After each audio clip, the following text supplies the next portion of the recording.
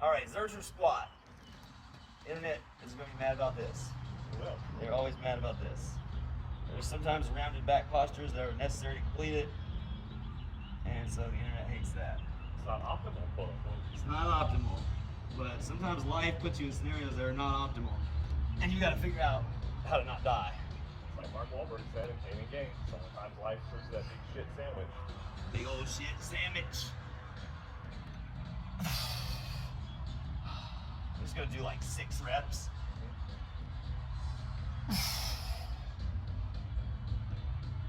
This is a fucking man squat right here, to tell you the truth.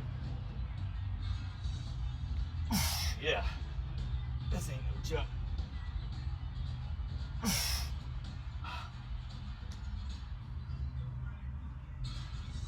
3 sets of 6 on these motherfuckers and we'll be about right. It's different than the Cymax leg press. Yeah.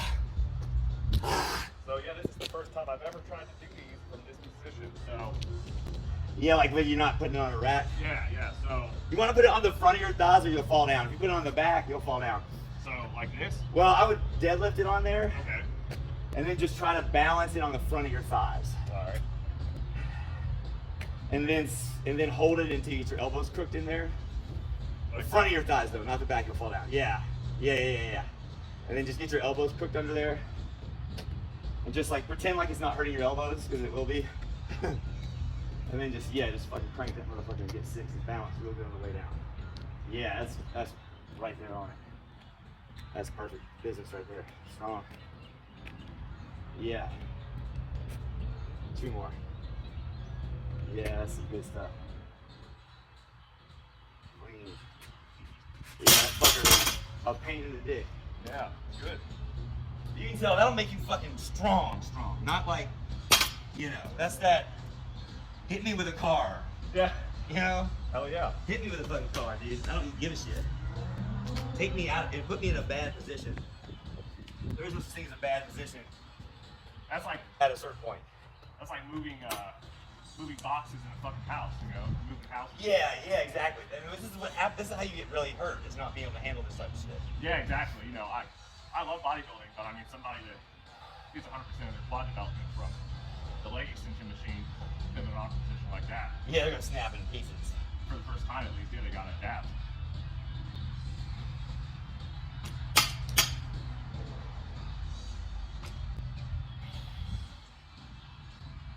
Oh, this motherfucker's got me inspired though lately. Everything else is getting kind of boring. Oh. This motherfucker is not boring at all. Oh shit. Yeah. Nice. Oh. Nice. Yeah. Oh yeah. Oh, hurt your back, my ass. Not today. Nothing will hurt your back. These motherfuckers. Yeah, you made a good point just now about this is something different for you. You're inspired by it, changing things up. You don't have a ton of equipment here. You have a rack, you got a few dumbbells, and that just goes to show that the versatility of having just a barbell and a power rack. Yeah, there's a lot of stuff you can do. So many variations of things you can do. So many exercises with just that one, those few pieces of equipment. Like I can deadlift 405 at my weight. I weigh 157, and it's like, where is that really gonna go from here? For Right. practical purposes of me having a better deadlift, it's like, what's the point? And then like, I can squat around 300.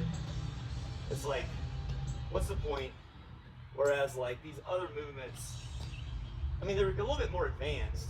Mm-hmm. They're gonna give you more, even if you want to pursue those other goals, you're probably gonna get them better through mastering these other things. Right, and just as far as bang for your buck goes, man, like think about like the space that just a power rack and a few dumbbells saves you. With those two dumbbells and a power rack, you can do everything. You can do literally everything Yeah. compared to the cost of buying one standalone machine for like hamstrings or calves or something like that.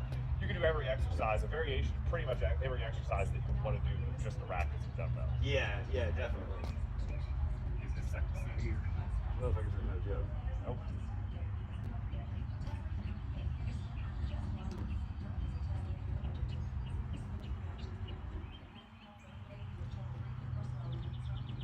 A big brace. Gotta maintain that brace the whole time. That's the reality of the situation. Strong. There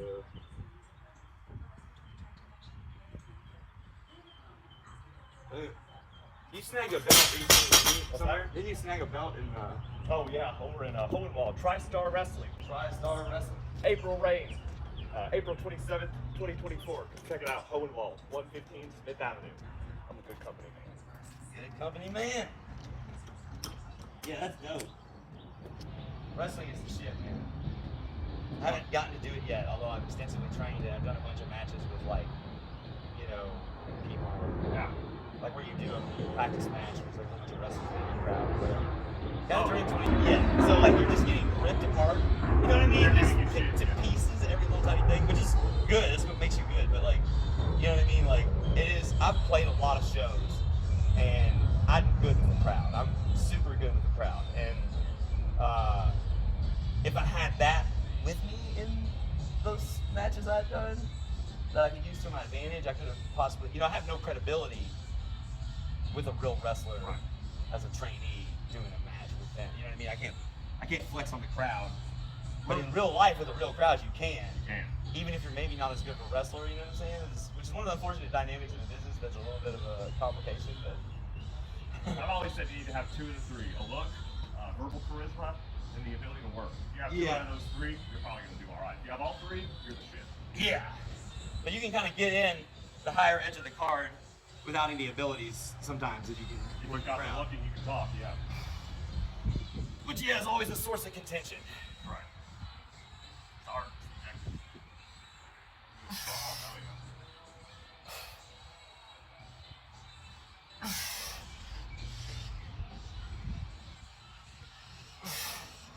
yeah. And the real talk is a lot of wrestlers don't take their fitness seriously enough.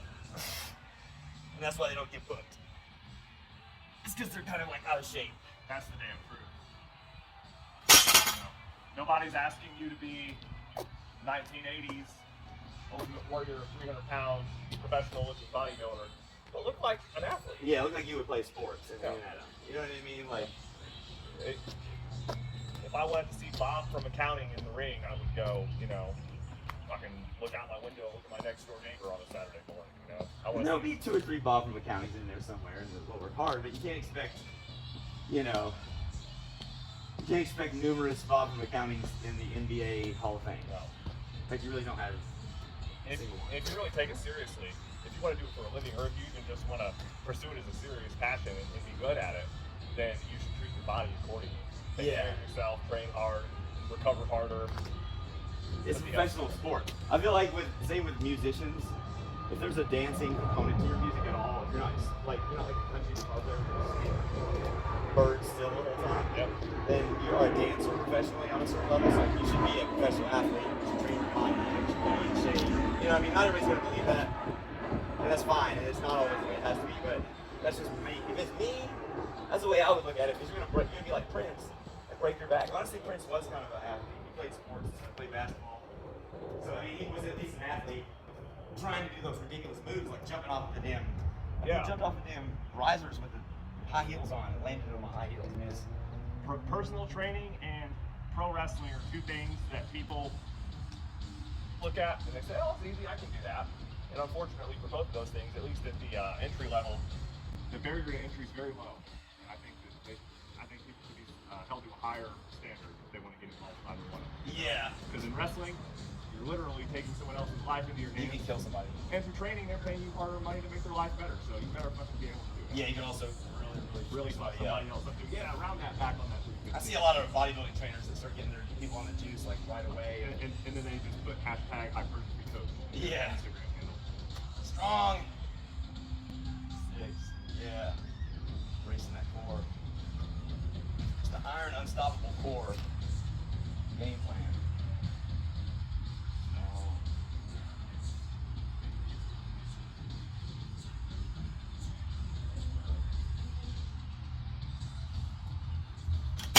Since we're set up for it, do you want to do some pin lay rows? Pin lay rows? Yeah, we can go. It's a lot on the low back. Are you all right with the low back? Yeah, cool. We do some pin lay rows. And then finish up with a few sets of bench and call it a day. Yeah, that'd be good. Yeah, I'm craving some bench. And I do, it's like, I don't necessarily work out with people a lot. I work out alone a lot. I mean, I do videotape a lot of my shit, which is not exactly the same thing as a lot of people are seeing what I'm doing, which, you know, let's be real, that impacts what we're doing. You know what I mean? In my opinion, one way or another. Now, for me, I'm a performer, so it's highly positive. You know what I mean? That's one reason why I can't do CrossFit. I know my personality. If you put me in a room with differently sized and differently steroided out men, and there's girls watching, and we're taking turns, like who can 315 the most times, I'm gonna do whatever number of times it takes to then get hospitalized. You know what I'm saying? This is what's gonna happen. I'm gonna go, like there's gonna be somebody that's physically better than me, and I'm gonna try to beat them, and then therefore I'm gonna break myself because that's just how my mentality works. Fair enough. You know what I mean? I know that that's not an exercise modality for me. You know what I mean? Like, know thyself. yeah, your competitivity is through the roof, and CrossFit is probably not. You know, unless you're actually trying to make it on the CrossFit Games and you're 21 and you're willing to do, you know, trend 24 hours a day for several years. Like, you're not going to achieve that. Eat clean, trend hard. We think about 175. I'll give it a shot. And then just like ramp down. Wow. I'll see how it feels. Just understanding how to like send an electrical signal to a random muscle. 100%. I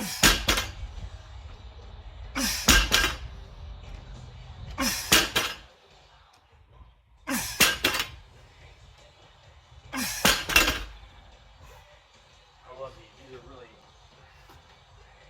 just make your back strong as fuck. Yes, sir. The pin lay. And it's a dead stop. Just gotta squeeze in lats and just fire everything.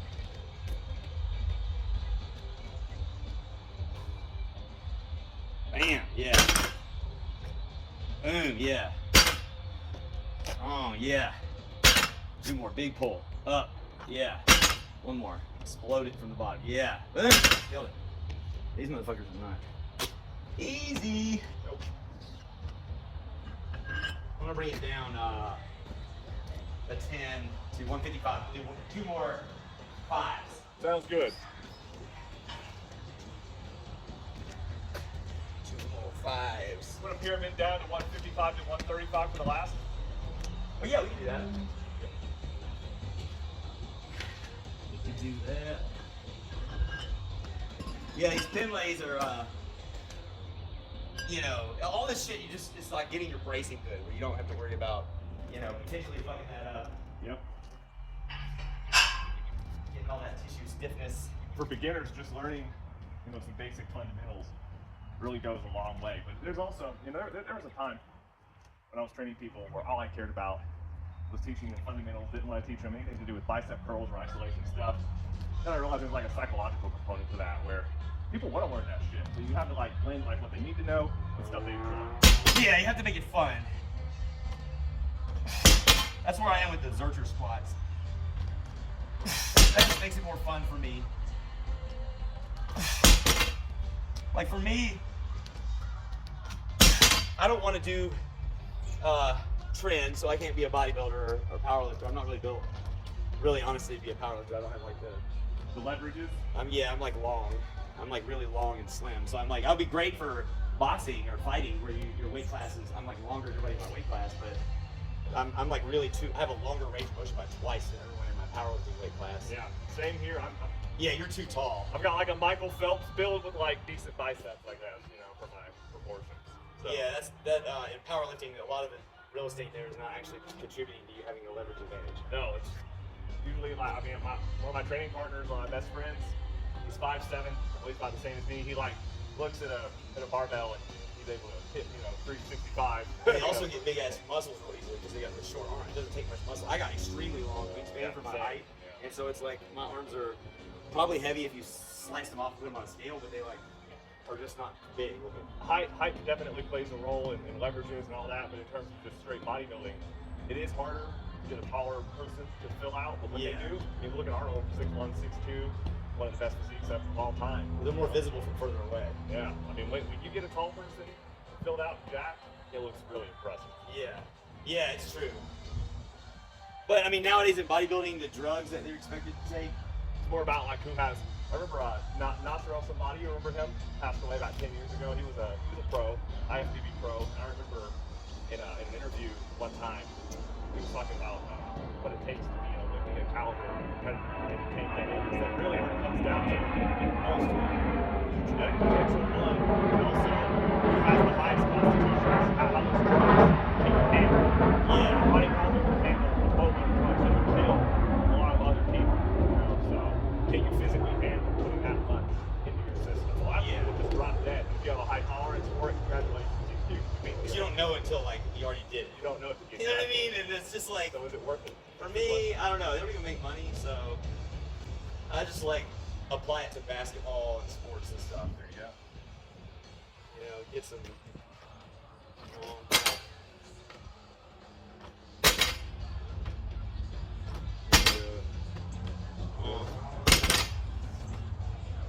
Yeah. Oh yeah. 135. These are the shit. But yeah, yeah, for me it's like my training, I think for average people, we don't have a point either way. The way I train a lot of my clients and myself is the power building style.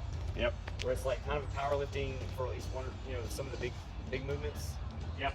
Just enough to get strong, and then doing bodybuilding movements to finish the workout or to finish the program wherever it's placed, to just look good naked. And then if you ever did want to do either one, you would be decently okay at it until you specialize in certain years. For the majority of people who have a very specific goal in mind, to get as strong as possible or as jacked as possible, power building is an excellent way to go. Yeah, it's like you get the best of both worlds, and you spend the same amount of time you would have spent doing whatever the other thing would. Yep, I And you're gonna be way strong. If you just like are a natural guy and you want to go in and do bodybuilding, it's a long road before you're gonna be incline pressing the 35s. You know what I'm saying? Like, whereas if you go and do like, you know, starting strength first, and then just get to where you can squat 225 at least, Yep. and bench like, you know, at least 185, and then start working about bodybuilding moves. Like, you're not gonna be lifting enough weight to be doing bodybuilding with those bodybuilding moves. You know what I mean? Like, now if you're gonna sit here and do trend, yeah, you'll be incline pressing the 190s or whatever in 15 minutes, but you're just not gonna have direction anymore, and you're gonna give charges when you beat your wife. You know what I'm saying? So choose your heart, I guess.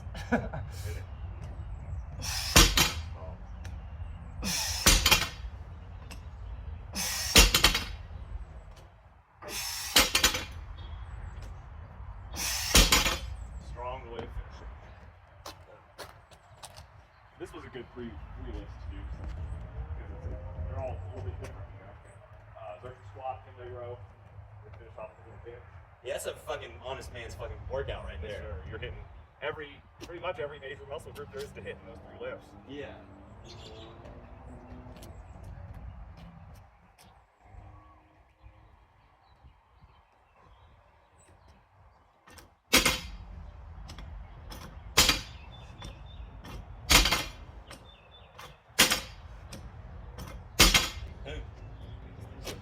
Let's do it. Yeah, on the sneak, I've had like a lot of like, you know, one-on-one 20-minute matches with legit wrestlers in my career of doing it. But wrestling is such a weird form of art. Coming from a point, like, I do music in a way that's inspired by Gypsy Joe. Like, Gypsy Joe trained me on wrestling right when first time I was playing music. So that's why I ended up with like scalped at a show, bleeding out, you know what I mean? Like, I learned from Gypsy Joe that there's a level you can give to where you can actually imprint your performances on the psyche for the rest of their fucking life. They will never, you know what I mean? Like, they went to see a rock concert and now their psyche is stuck with you in it. 100%. And he's done that day after day. He did that as a routine. Yeah, man. Move and lives to be 70 something somehow. He was something else. Yeah, that dude was no damn joke. He was like the real mankind. Yeah. Strong. It's a clean form.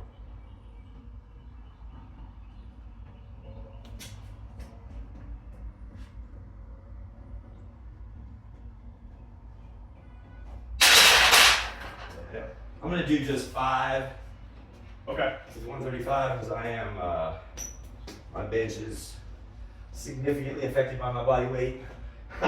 Body weight is a huge factor in bench pressing. Yeah, it's not as much on like the deadlift or something, but on the bench it's big. I mean, I would think I'm pretty good for my weight, I would say. If you put me up against like an NBA, pound for pound, yeah. it's like, if you look at the NBA combine, I'm like really good for that. But obviously you compare me to like football sized guys, I'm not gonna sit here and bench 225 for a million reps. That's not, I'm only 157 pounds. And I got really long fucking arms. But you're strong for what you need to be strong for. Yeah, as far as using it in the real world and shit. What do you think for, you wanna do a working set now? maybe one more warm up for me, and then one work set. You wanna do like you wanna do 185? Yeah, I'm good with that. I'll work set 185. Okay, that's fine. But yeah. Oh, okay. I don't gotta warm up as much though because it's not as heavy. Total. That's the thing people don't realize about the bench, especially when you're light, is like it's bracing yourself to the ground in the bench is where more of your energy needs to actually go than 100%. actually doing the pushing with your arms part. I think you gotta get a tight set. I think you can lift off. Yeah. Just bring it out just a little bit, not too much. 1, 2, 3. Yeah. Big stretch. Big push. Yeah. Strong.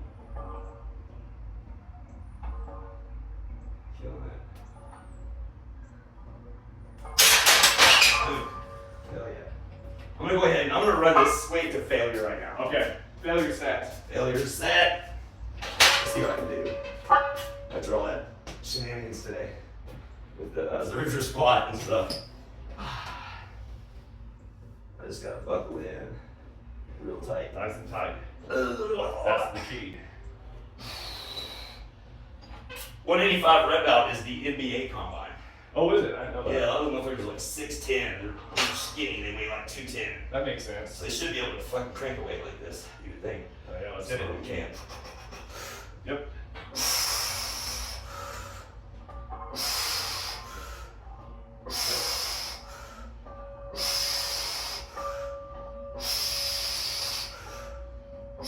There you go, bring it out. Come on, lock it out.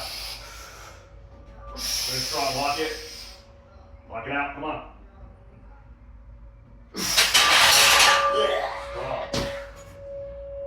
Whew. I'm on a cut right now, so. Sounds good. Oh, you're on a cut? Yeah, my bench is struggling. What do you think for a top end for you? Well, this is my first week back, just a couple weeks off. I weigh about 195 right now, so I'm thinking body weight, 195. 195, yeah. I'll do a set at 195 too.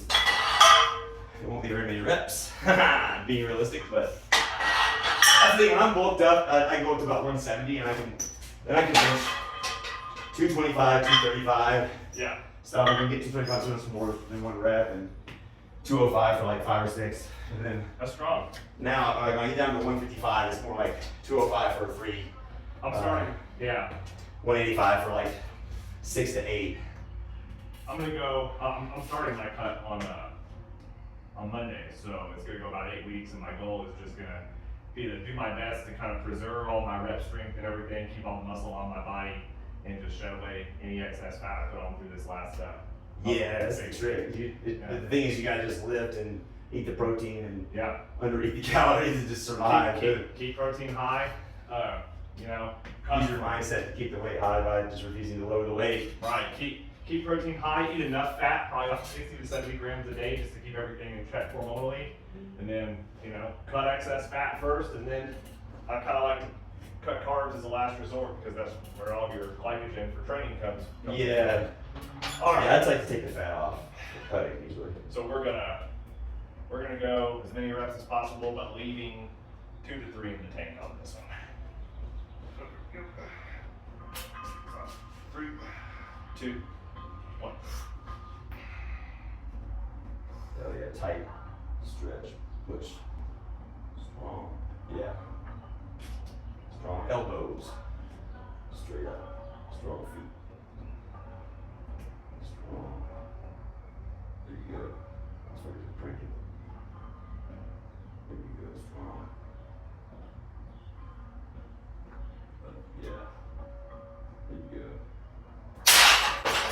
million reps. Listen, a million millionaires and billionaires. All right, I'll take it.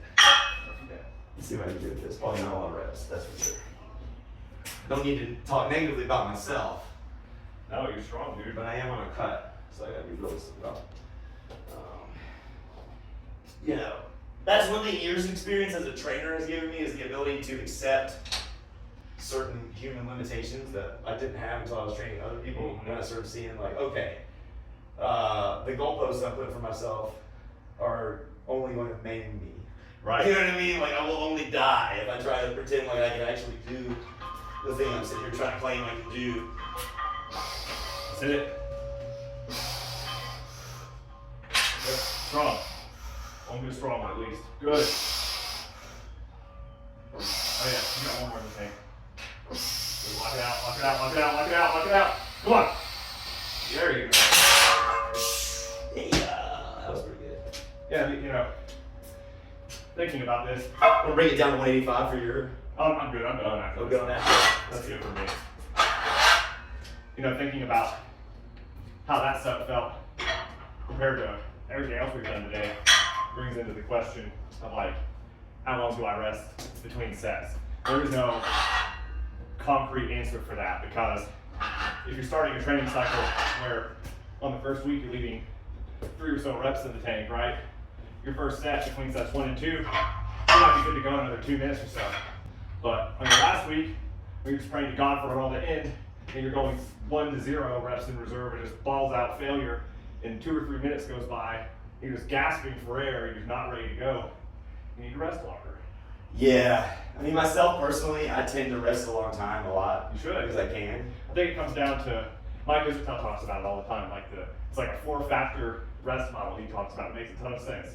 The answer to how long you should rest between sets comes down to, is your target muscle recovered to where you can hit at least 5 reps or so? Psychologically, are you recovered? Is your nervous system recovered? If you pick up a dumbbell, does it feel like physically like shit, or are you physically prepared to do it again? Is your cardio a limiting factor? You know, maybe your quads could do 10 reps of squats, but your lungs will give out after 3. You're not recovered to that. You need to rest longer. I don't believe in heavy high rep squats. I don't deadlifts, really honestly. Well, 1 set maybe. Then the last thing would be like synergist muscles. Like you do a heavy set of back squats, and it's been 2 minutes, and your timer says to go again, and your quads are good, but maybe your lower back is still fried. Are you training your quads or your lower back primarily? You know, lower back's going to be a limiting factor. So you need to really, I think, you need to rest. With my clients, where my sessions take usually about an hour to hour and a half, I basically have them do.